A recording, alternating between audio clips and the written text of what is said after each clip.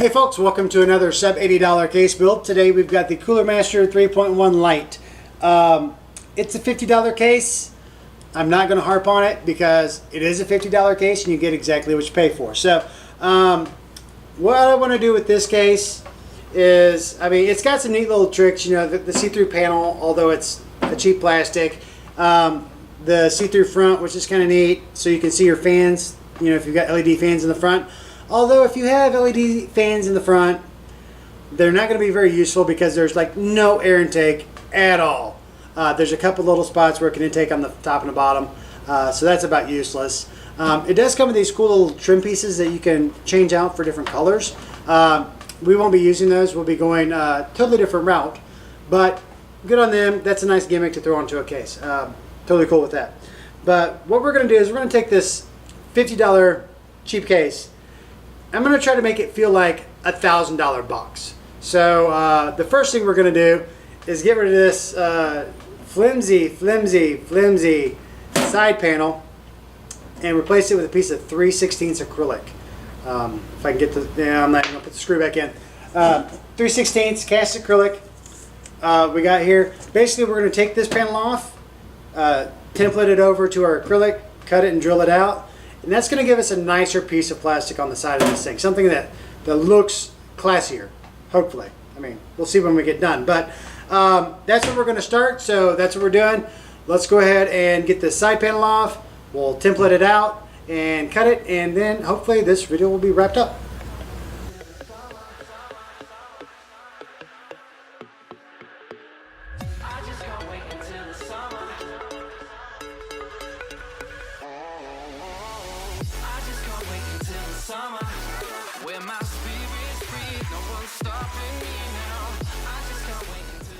Okay, that was simple enough. Basically, we just laid our piece down, traced around it, marked our holes that we need for our screws. Now, when we cut this out, we want to pay attention to where we're cutting. The kerf, if you've never heard about kerf is the thickness of your blade. We want to keep our kerf on the outside of the piece. We want to cut the line and outside because we want this piece. This is marked out exactly at the size we want. We don't want it any smaller. So we're going to cut the line and outside with our jigsaw. Once we're done with that, we'll drill our holes and we should be able to throw this onto the case, maybe with a little bit of filing and sanding afterwards. So let's go ahead and grab the jigsaw and get into it.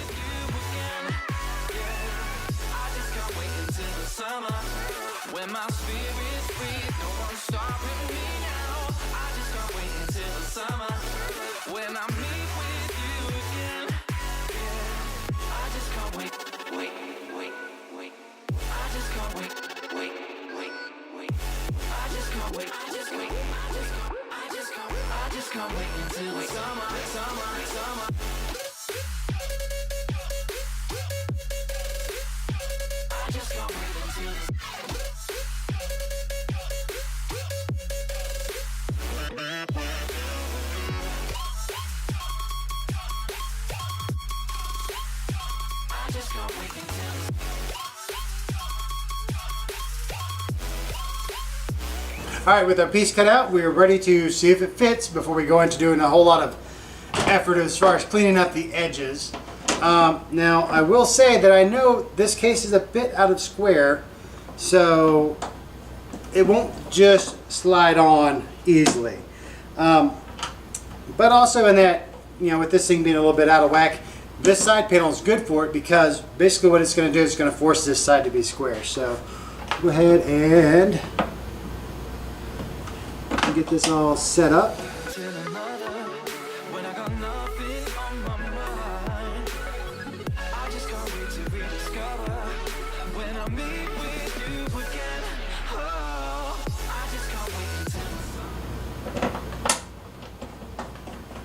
Alright, so there you go. Everything worked out great. Apparently you have to put the back corner on first to make sure you get everything else worked out, but other than that, I kind of like it, and like I say, this will add a little bit of structure to the case, make it look a little better. We'll go ahead and get the edges cleaned up and then pull the plastic off, and this mod will be done. And there we go. With a little bit of time and about $20–25 for the materials, I think we've really classed this case up. This acrylic approaches tempered glass way better than just that tinted side panel that was on before. Has a little bit of weight to it, gives it some mass, and just makes it look a little more expensive. So, and I kind of like that. Now, you're probably asking yourself, Dave, I don't have a Cooler Master 3.1 Lite. How do I do this to my case? This is a pointless video for me. And actually, no, it's not, because what you can do with a standard case, if I can get this side panel off real quick, is make your own holes for your own screws. And that's pretty much what Cooler Master did when they put this side panel on this little case. See if I can get it down without dropping it. So all Cooler Master did was add some holes on this rail that these screw into. So that's always an option for you. You could take your side panel off, pop a couple holes, put some tap them out real quick for some screws, and then you've got the same thing. Also, what I've done in the past is use standoffs in my rivet spots. So you would buy a short standoff and a nut, and actually replace your rivet with the standoff and the nut, and that will give you something to screw your side panel onto. Now, you will have a gap. It won't be tight fitting like this is, but depending on what you're looking for, it might be a better look. I actually like it. I've got it on my main rig. So that's all I've got for today.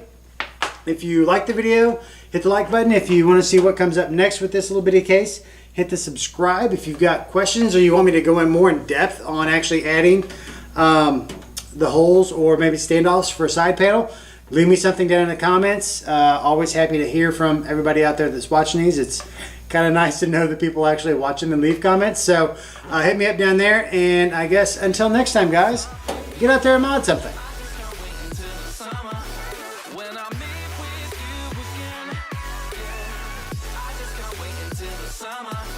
When my spirit's free, no one's